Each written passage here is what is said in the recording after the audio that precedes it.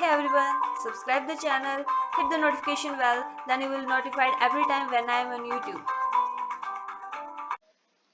Hello everyone, thanks for watching my video. आपके अभी HP board के प्री बोर्ड एग्जाम्स हैं, उनमें आपका मैथ्स का जो पेपर हुआ है, अगर आपने मॉडल क्वेश्चन पेपर देखा होगा तो हुआ वैसा ही आया हुआ है।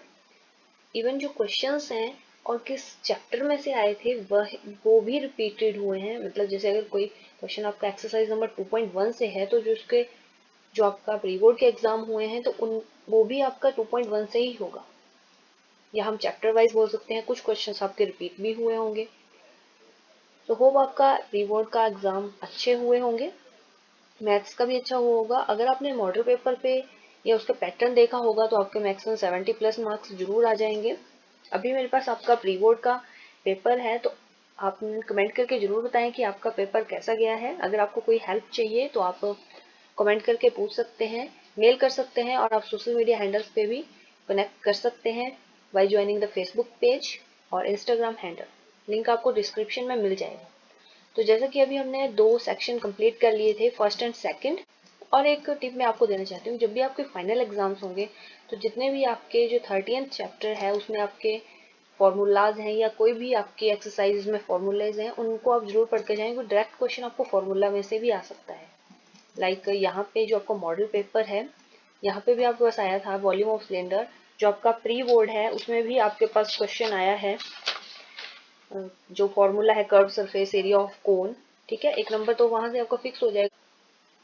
फॉर्मूलाज हैं उन पे जरूर नजर मार के जाएं। ठीक है, 1 मार्क्स के क्वेश्चन वहां से आपको आ सकते हैं। ठीक है, तो हमने फर्स्ट और सेकंड सेक्शन कंप्लीट कर लिया था। एज इट इज जो आपका पैटर्न है वो यही आया था, फाइनल एग्जाम में भी यही आएगा हो।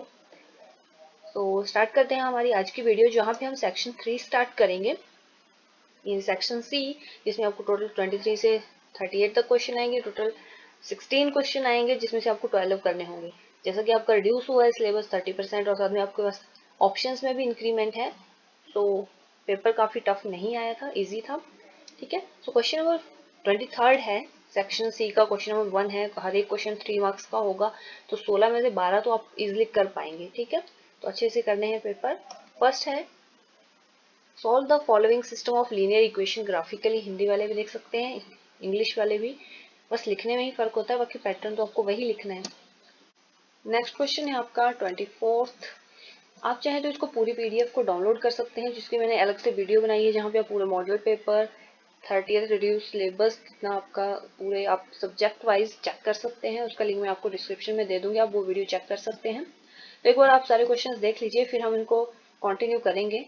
कंप्यूटर स्क्रीन पे ऊपर आप चाहें तो स्क्रीनशॉट लेके रख सकते हैं, या फिर आप ऑफिशियल वेबसाइट से इसको डाउनलोड कर सकते हैं। 33, 34 एंड टोटल आपके 38 क्वेश्चन है। अगर आपको नेक्स्ट पार्ट जल्दी चाहिए तो इस वीडियो को लाइक करें। सो ये आपका फर्स्ट क्वेश्चन है, यानी कि 23rd सेक्शन 3 का। सो सबसे पहले हम क्या लिखते हैं, आपको सिस्टमेटिक वे में आपका आंसर सॉल्व करना है, जहाँ पे आपने फर्स्ट ऑफ ऑल जो दिया हुआ है वो स्टार्ट करना होता है पहले लिखने में। तो हम क्या लिखेंगे, गिवन, जो आपको क्वेश्चंस में भी मिल सकता है, जैसे given pair of linear equation. आपको क्वेश्चन था लीनियर इक्वेशन को सॉल्व करना है, तो given pair of linear equations, वो हम क्या लिखेंगे, फिर ये दोनों आप लिख देंगे। ठीक है, अब हम, अगर आपको कंसिस्टेंसी पूछी जाती, इनकंसिस्टेंसी पूछी जाती, तब आपको पूरा पैटर्न सॉल्व करना होता कि कंसिस्टेंट है या नहीं है। लेकिन आपसे सिंपली क्वेश्चन पूछा है कि वो, इसको आपने जस्ट सॉल्व करना है ग्राफिकली, तो इसका मतलब ये तो है कि ये कंसिस्टेंट तो है, तो वो चीज आपको निकालने की जरूरत नहीं है। ठीक है, अब आपने जब ग्राफ बनाना होता है तो आप कैसे स्टार्ट करते हैं, by draw the graph of following lines of linear equations बोल सकते हैं आप। ठीक है, लीनियर इक्वेशंस। तो फर्स्ट ऑफ ऑल हम अज्यूम करते हैं कि किसी एक की हम अज्यूम कर लेंगे वैल्यू, और दूसरे की हम निकालते हैं। ठीक है, यही करते हैं ना।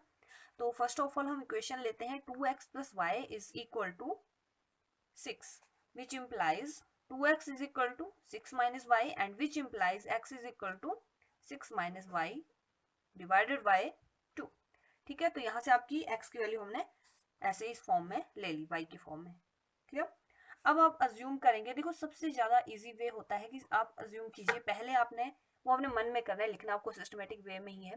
पहले आप x की वैल्यू 0 अज्यूम कर लीजिए, फिर y की वैल्यू 0 अज्यूम कर लीजिए। मैक्सिमम केसेस में ऐसे आपका आंसर आ जाता है, बीच में आप कोई भी वैल्यू ले सकते हो, ठीक है। तो अगर हम यहाँ पे x की वैल्यू 0 रखते हैं तो आपके पास y की वैल्यू कितनी आ जाएगी, 6 आ जाएगी अगर आप इसको सॉल्व करते हैं तो। और अगर आप यहाँ पे x की वैल्यू 0 रख, सॉरी x की तो हो गया, अगर हम y की वैल्यू 0 रखते हैं तो आपकी x की वैल्यू 3 आ जाएगी, दो तो आपकी ऐसे ही हो गई। आप चाहे तो जैसे आपको टीचर्स ने बताया है, आप अपनी मर्जी से 3 वैल्यूज गैस करके लिख सकते हो। सो y इज इक्वल टू 0 इन 1, क्या निकलेगा फिर आपके पास, यहाँ पे आप पूरा सॉल्व करेंगे, x is equal to 6 minus 0 divided by 2 which implies x is equal to 3, ठीक है। अब हम क्या करेंगे, putting y is equal to 2 ले लीजिए, 1 ले लीजिए, -1 ले लीजिए, ठीक है, इन 1 we get x is equal to 6 minus 2 divided by 3, sorry 2, which implies x is equal to 4 by 2 and आपका आंसर आ गया 2। दो वैल्यूज हमने निकाल ली, और y is equal to -2 ले लीजिए इन 1, आपके पास आ जाएगा x is equal to 6 plus minus minus plus हो जाएगा, ठीक है। तो 6 plus 2 divided by 2 which is equal to 8 by 2 and आपका आंसर आ गया 4। सबसे पहले अब इसका जब आपने कर लिया, फिर हम इसका टेबल बना लेते हैं। तो कैसे करेंगे हम, x की वैल्यूज और y की वैल्यूज, थोड़ा लंबा हो गया पर ऐसे, ठीक है। अब x की वैल्यू जो है फर्स्ट केस में कितनी आई, 3, जब हमने y 0 रखा था। दूसरे केस में जब हमने इसको 2 रखा था तो आपकी वैल्यू आई थी 2, और जब हमने इसकी वैल्यू लिखी थी, y की वैल्यू रखी थी हमने -2, तो आपकी वैल्यू आई थी 4। इनमें लिखने में थोड़ी कंफ्यूजन हो जाती है कि अगर हम y की जगह x की वैल्यू पुट कर देते हैं और फिर आपका ग्राफ गलत हो सकता है, तो आपने वो ध्यान में रखना है, ठीक है। ये आपका बन गया, और साथ में आप चाहे एक लास्ट कॉलम आप ऐसे भी बना सकते हो, जहाँ पे आप लिख सकते हो x, y, ताकि आपको फिर जब आप प्लॉट करोगे तो आपके लिए आसानी रहे, ठीक है। तो पहला क्या बना, x की वैल्यू पहले आएगी 3,0, दूसरा बना 2,2 एंड अलग बना 4 - 2। Now 4x - 2y = 4। अब इस चीज में एक ध्यान देने वाली बात यह है कि इसमें आपका 2 कॉमन है, अगर आप इनमें से 2 कॉमन निकाल लेते हैं, यानी कि 2 4x - 2y साइड ले जाएंगे तो माइनस, जब कॉमन निकालेंगे तो यहाँ 2 ही बचेगा, यहाँ पे 1 ही आएगा और यहाँ पे 2 ही आएगा, ठीक है, which is equal to 0, which implies 2x - y - 2 is equal to 0। तो ये क्वेश्चन थोड़ा इजी हो जाएगा आपके लिए, क्लियर। अब यहाँ से आप x की वैल्यू निकालिए, x इज इक्वल टू कितना आएगा आपके पास, 2 + y डिवाइडेड बाय 2, ये आपकी बन गई सेकंड इक्वेशन। तो इसमें भी आपने सेम एज इट इज ही करना है, y की वैल्यू पुट करनी है। तो यहाँ पे हम y की वैल्यू लेंगे 0। फिर एक चीज है, हम वो रिपीट लेंगे तो हमारे लिए आसानी रहेगी। अगर हम यहाँ पे 0 लेते हैं फर्स्ट ऑफ ऑल, ठीक है, वो आप ये सारा लिख लेना, मैं जस्ट पूरा ये बना रही हूँ आपके लिए table, clear. So in second case जो आपका x और y आएगा वो क्या आएगा, आपने जब हम 0 लेंगे y की वैल्यू 0, तो आपके पास कितना आ जाएगा, x की वैल्यू 1। अगर हम y की वैल्यू 2 लेते हैं, ठीक है, तो यहाँ पे आएगा 2 + 2, और 2 से ये 4 कट हो जाएगा, उसमें 2 आ जाएगा। और जब आप x की वैल्यू जो है, सॉरी y की वैल्यू -2 लेते हैं, तो आपके पास आएगी x की वैल्यू 0, ठीक है। सेकंड बन गया, दोनों आपके टेबल तैयार हैं। आप इनके अलावा भी कोई वैल्यूज करके पुट कर देख सकते हो, जैसे मैंने आपको बताया। अगर यहाँ पे हम एक और मैं आपको बता दूं, जैसे अगर मैं यहाँ पे x की वैल्यू 0 लेती थी, ठीक है, अगर x 0 होता तो इस साइड जाता है ये 0, y की वैल्यू कितनी आ जाती, -y = -6 एंड y की वैल्यू आ जाती 6। तो आप ऐसे भी ले सकते हो, ठीक है, 0 दोनों पे पहले x 0 कर लो, y 0 कर लो, मन में करना है, लेकिन लिखना नहीं है यहाँ पे। और अगर फिर अगर आपने वही चीज लेनी है तो y की वैल्यू आपने लिखनी है, putting y = 6 you will get this. फिर इस पैटर्न में करना पड़ेगा आपको पूरा, क्लियर। तो आप ग्राफ बनाते हैं, ठीक है, तो यहाँ पे ग्राफ पेपर तो नहीं है, बट ऐसे ही बनेगा। अब आपने देखना होता है सबसे पहले कि आपका सबसे हाईएस्ट कौन सा है, ठीक है, हाईएस्ट वैल्यू कितनी आई है, तो हाईएस्ट आपका x एक्सिस के ऊपर 4, तो हम इसको 4 हिस्सों में कर लेंगे, 1 2 3 4, एक एक्स्ट्रा भी ले सकते हैं 5। ये हमारी बन गई x एक्सिस, ठीक है। y में हाईएस्ट कितना गया है आपका, 2 ही है, ठीक है, तो आप इसको 1 2 3 4 ही ले लो चाहे, ठीक है, वाई एक्सिस। अब आपने इसको सॉल्यूशन निकालना है, इसको हमने पॉइंट को यहाँ प्लॉट करना है, तो हम फर्स्ट ऑफ ऑल फर्स्ट का बनाते हैं। तो 3,0 यानी कि आपका एक्स एक्सिस के ऊपर 3 तक गया है और वाई एक्सिस पे 0 है, यानी कि यही है। क्लियर। नेक्स्ट आपका बनेगा 2,2 का, तो 2 यानी कि यहाँ पे आया है, फिर आपका वाई एक्सिस पे 2 तक गया है, तो यहाँ पे आपका आ जाएगा 2,2, ठीक है। और नेक्स्ट जो है आपका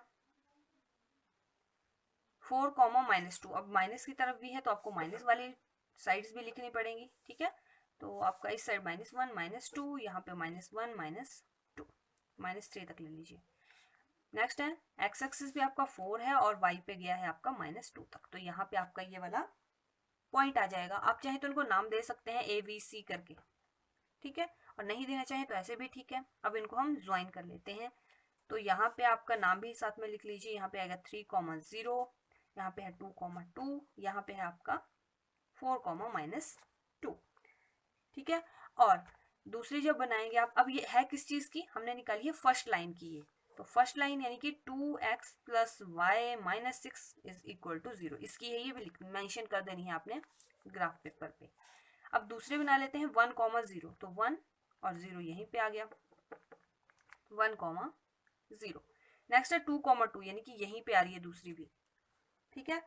सो 2,2 एंड नेक्स्ट है 0,-2, 0,-2, ठीक है, बाई एक्सिस की तरफ नेगेटिव जा रही है, तो हम अब इन तीनों को भी ज्वाइन कर लेते हैं। ये चीज आपकी ज्वाइन हो गई, यहाँ पे आ गया आपका 0,-2, ठीक है। अब आपके दोनों बन गई लाइंस। फिर आप एंड में क्या लिखेंगे, आपने इनका सॉल्यूशन जो आपका सॉल्व करना था इसको आपने ग्राफिकली, ठीक है। तो hence the given pair of linear equations have, कितने सॉल्यूशन आए, एंड में आप क्या लिखेंगे, हेंस गिवन लीनियर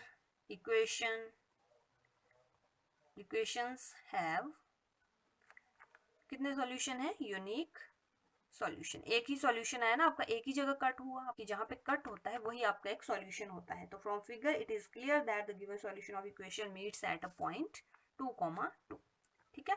आपने अच्छे से पेपर करना है, हर एक चीज लिखनी है। क्लियर, क्वेश्चन आपको समझ आ गया। नेक्स्ट क्वेश्चन पे चलते हैं। ये जो आपका नेक्स्ट क्वेश्चन है 24, ये आपका काफी टाइम रिपीट हुआ है। आपको ये 2010 में, 2012, 2014 दो सीरीज में आया हुआ है, ए में और सी में भी, ठीक है। 2016 में भी आपको ये क्वेश्चन आया हुआ है, तो काफी इंपॉर्टेंट क्वेश्चन है। यहाँ पे आपने करना है सब्स्टिट्यूशन मेथड से, तो आपको तीनों मेथड आने चाहिए, ठीक है। किसी भी मेथड से आपको आ सकता है, क्वेश्चन ऐसे भी आ सकता है कि आपको नॉर्मली इसको फाइंड कीजिए आंसर और कोई मेथड मेंशन नहीं किया होगा, तो वहां तो आप कोई भी लगा सकते हो, पर यहाँ मेंशन है तो आपको सब्स्टिट्यूशन मेथड लगाना पड़ेगा। तो सबसे पहले हम क्या लिखेंगे, given pair of linear equations, ये तो आपका सिंपल क्वेश्चन से ही बन जाता है, गिवन दैट, ठीक है। अगर आप सिस्टमेटिक वे में करेंगे तो एग्जामिनर को भी आसानी होगी पेपर चेक करने में, ठीक है। तो given pair of linear equations लिखेंगे हम, फिर लिखेंगे x + y = 14, x - y = 4, ठीक है। फिर हम, अब आपकी मर्जी है, आप चाहे जिसको हम 1 मान लेते हैं और इसको हम 2 मान लेते हैं। अब आप 1 को सॉल्व कीजिए, ये 2 को सॉल्व कीजिए, वो आपकी मर्जी है, ठीक है। यहाँ पे मैं 2 को सॉल्व कर रही हूँ, तो आपके पास आ जाएगा x - y = 4, विच इम्प्लाइज x = 4 + y। इसको हम मान लेते हैं इक्वेशन नंबर 3, ठीक है।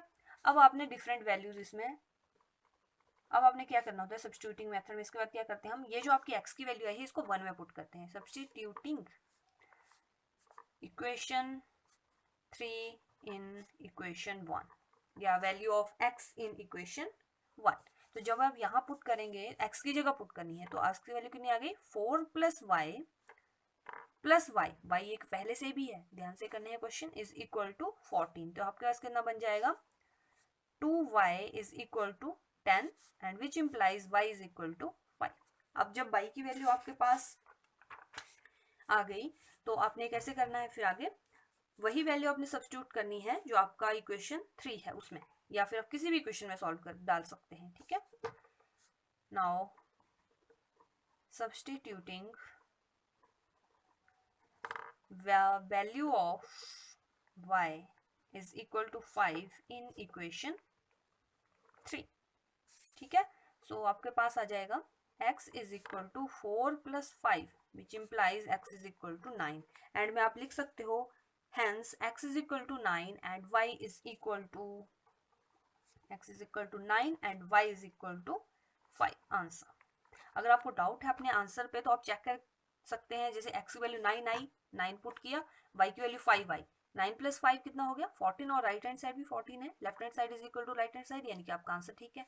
आप इसमें पुट करके देख सकते हो x की वैल्यू 9 है, 9 minus 5 is equal to 4, obviously left hand side is equal to right hand side, तो आपका आंसर ठीक है। ये आप माइंड में कर सकते हो अगर आपको श्योरिटी चाहिए कि आपका आंसर ठीक है।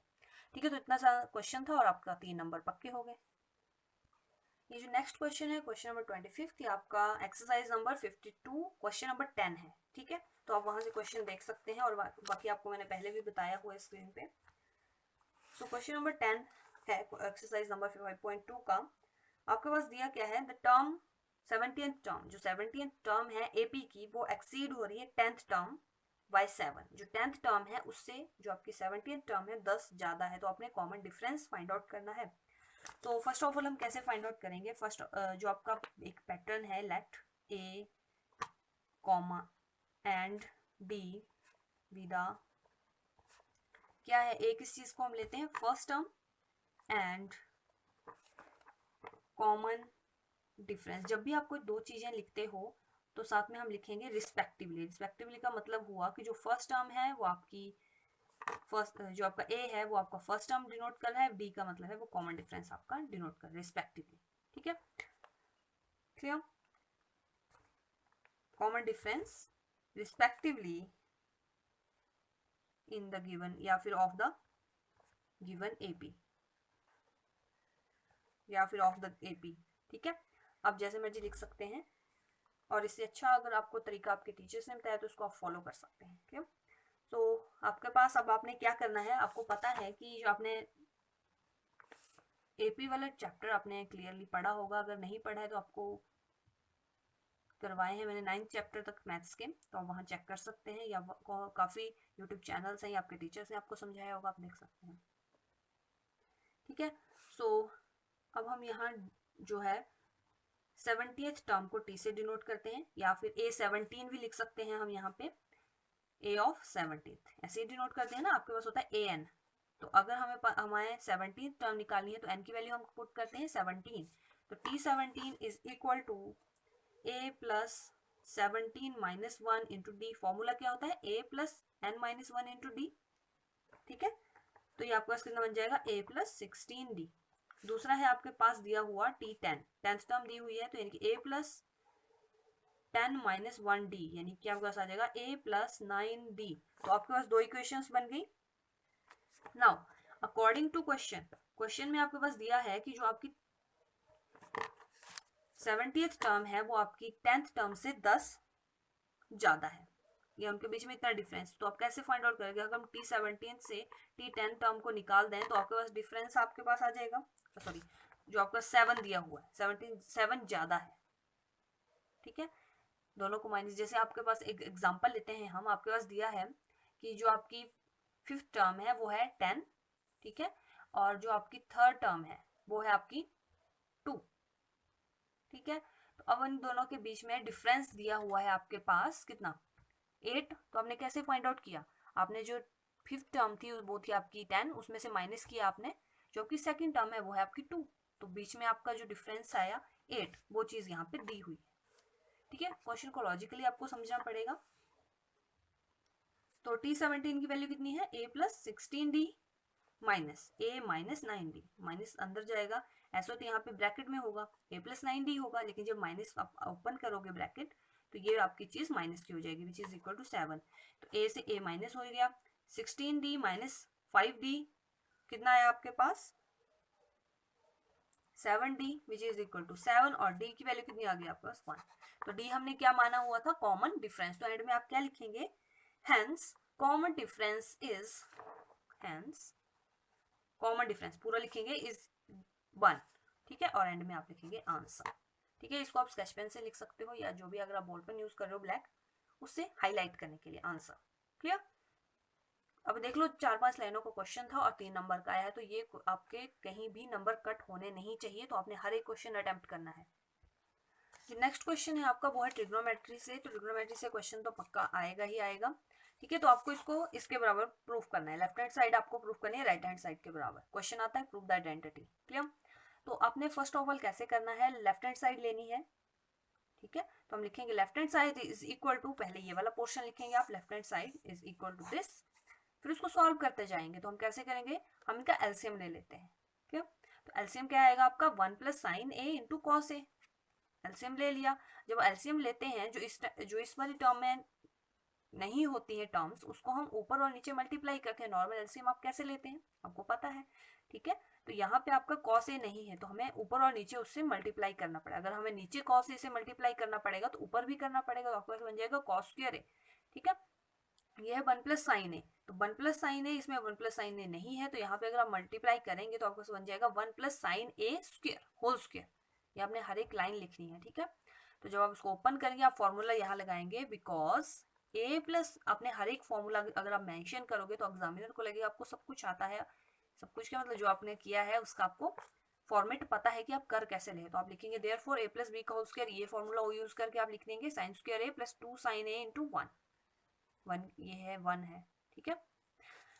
डिवाइड बाय दिस, एलसीएम आपने लिया हुआ है। अब cos square a plus sine square a किसके बराबर होता है, 1 के बराबर, because cos square a plus sine square a is equal to 1, ठीक है। ये आपने इसका रीजन भी दे दिया ताकि आपको वैलिड लगे पॉइंट की कैसे हुआ, ठीक है। तो cos square a plus sine square ए 1 के बराबर होता है, आपने पढ़ा है। तो ये जब 1 बन जाएगा तो 1 प्लस 2 साइन ए, हर एक स्टेप करना है, ठीक है। यहाँ पे मैंने थोड़ा शॉर्ट में लिखा हुआ है, आपने हर एक स्टेप लिखना है। 2 sine a plus 1 divide by this. अब जब ये 1 बन गया तो 2 प्लस साइन ए प्लस 2 हो जाएगा, यहाँ पे 1 प्लस 1 2 हो गया, क्लियर। फिर उसके बाद अब यहाँ इन दोनों में से आप 2 कॉमन ले सकते हो। 2 1 plus sign A 1 upon sine 1 plus sign A into cos A, तो 1 प्लस साइन ए से ये वाला आपका कट हो गया, आपको इसका बचा 2 ओवर कॉस ए। अगर यहाँ प्लस होता तो आप इसको कट नहीं कर सकते थे, मल्टीप्लीकेशन में है तभी कट हो रहा है, ये भी ध्यान रखना है। और कॉस ए, बिकॉज जो कॉस ए होता है वो होता है 1 ओवर सीकेंट ए। या तो आप ये रीजन लिख सकते हो या फिर आप ऐसे लिख सकते हो secant A is equal to 1 upon cos A. इसका अपोजिट आपका सेकेंड ए होता है, तो इसके बराबर आ गया, therefore which is equal to right hand side, ठीक है। तो राइट हैंड साइड, और आपके पास आंसर आ गया therefore left hand side is equal to right hand side. और हमने 3 नंबर का आपका क्वेश्चन कंप्लीट कर दिया। और हाँ, ये क्वेश्चन आपका एक्सरसाइज 8.4 क्वेश्चन नंबर 5 का सेकंड पार्ट है, ठीक है। तो जो नेक्स्ट क्वेश्चन है आपका वो है आपका 7.1 एक्सरसाइज से क्वेश्चन नंबर 7, ठीक है। Find the point on the axis which is equidistant from the points 2, -5 and -2, 9, ठीक है। इनमें से आपने, इनके बीच में आपने जो पॉइंट फाइंड आउट करना है जो इन दोनों से इक्वल डिस्टेंस के ऊपर है।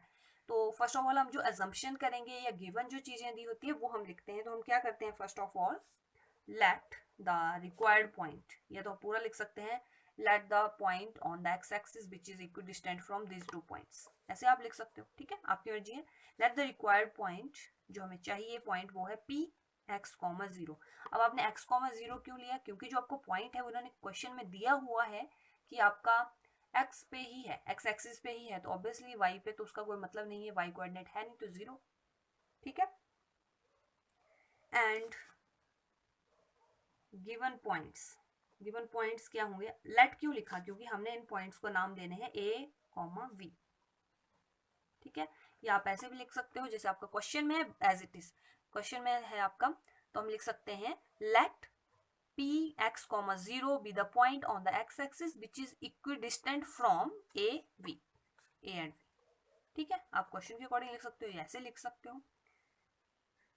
नाउ अकॉर्डिंग टू क्वेश्चन के अकॉर्डिंग क्या है कि जो उनका जो बीच का पॉइंट है वो इक्विडिस्टेंस है। तो आपकी अगर ये लाइन है, ठीक है, यहाँ पे A है, यहाँ पे B है, यहाँ पे P है, इनका बीच का डिस्टेंस इक्वल है, तो इसका मतलब क्या हुआ कि जो आपका PA है वो PB के बराबर है, यही मतलब हुआ ना, ठीक है। According to question PA is equal to PB।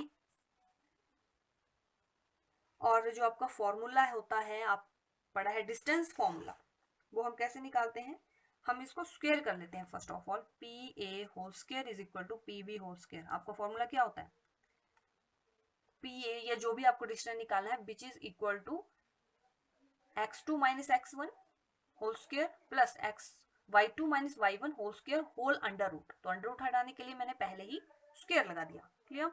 तो ए बी, अब यहाँ पे पॉइंट लिख लो चाहे, अगर आपको याद नहीं रहते हैं या आपको ऐसे भी आता है तो वैसे कर लीजिए, x, 0।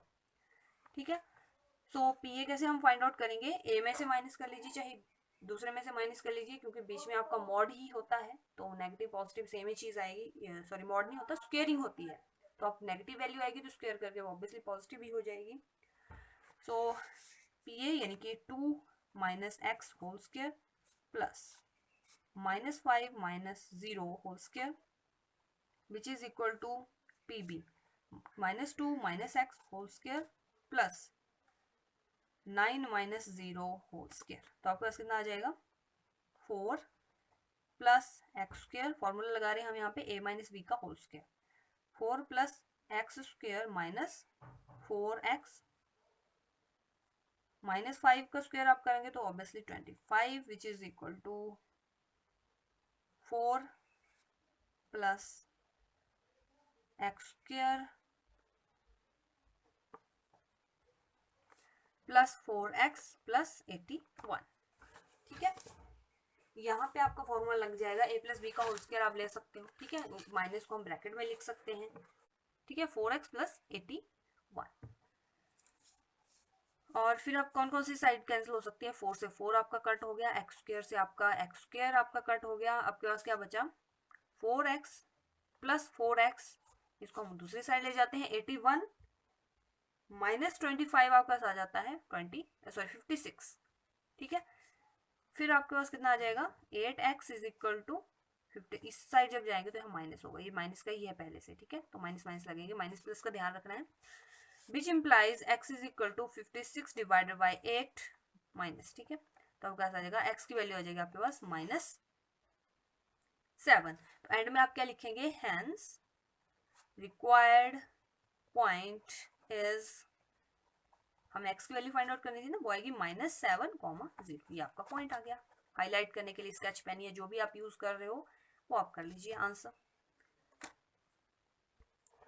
जो नेक्स्ट क्वेश्चन है आपका वो आपका है एक्सरसाइज नंबर 6.5 से क्वेश्चन नंबर 4, जहां पे आपको पूछा है कि एबीसी एक आइसोसेलेस ट्राइंगल है, गिवन है, और राइट एंगल उसका सी के ऊपर है, आपको प्रूफ करना है AB square is equal to AC square. तो हम इसको कैसे लिखेंगे, गिवन। अब ये जो चीजें हैं आपकी हेडिंग्स हैं, इनको आप जो आपका हाईलाइट करके लिख सकते हो। ठीक है, स्केच पेन से या आप ब्लू बॉल पेन यूज कर रहे हो तो वो चीज गिवन। ठीक है, तो गिवन क्या दिया हमारे पास, triangle ABC is an isosceles triangle right angled at C. ठीक है, उसका राइट एंगल कहाँ पे है, यानी कि एक तो हमें पॉइंट चल गया कि वो सी के ऊपर है। ठीक है, और आपको प्रूफ करना है AB square is equal to 2AC square. अब प्रूफ कैसे करेंगे, in triangle ACB angle C is equal to 90 degree, ये आपको क्वेश्चन में दिया हुआ है, और साथ में बोला है कि आइसोसेलेस ट्राइंगल है, तो आइसोसेलेस ट्राइंगल है मतलब जो आपका AC है वो आपका BC के बराबर है, ये आप लिख दोगे गिवन। दो चीजें हमारे पास आ गई।